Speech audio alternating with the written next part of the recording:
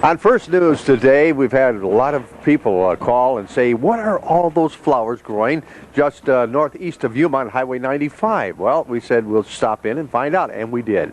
And here we are, right here at the Nakasawa Flower Farms, and with me is owner Sally Moore. And Sally, this is a wonderful place. What a great thing to grow is flowers. You have a great time doing it too, don't you? I really enjoy my work, yes. How many years have you been doing this? I've been growing flowers for about 14 or 15 years. And what type of flowers? Now, we're looking at all kinds of flowers here, but what are these flowers that we have right here? The flowers you see in the back are larkspur, and we grow flowers for the dry market.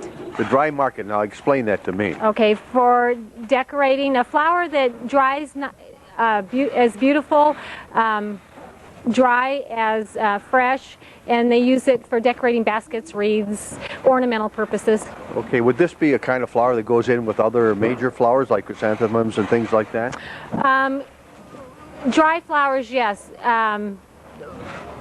But the ones you have here are mainly for that dry. They're all for the dry market, yes. Okay, well, let's talk about the farm. First of all, harvest started, and when do you harvest the crop?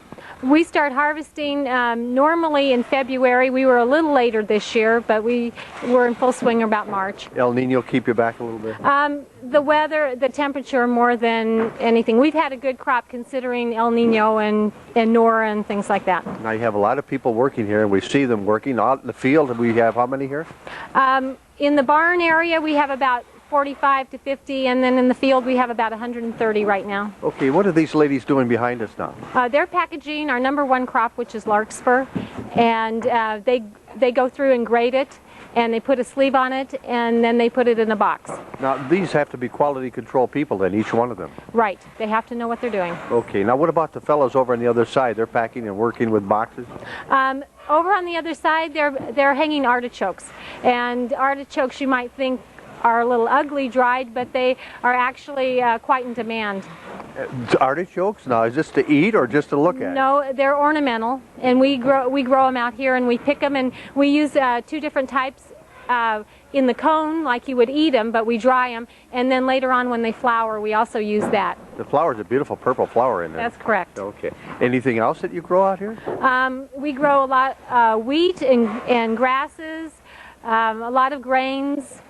All kinds of things. All kinds of things. You'd be surprised what you can dry. Now tell me, where do these go? They all stay in the United States, or do you ship and export? We export to Canada and Holland and Mexico, of course, and Japan.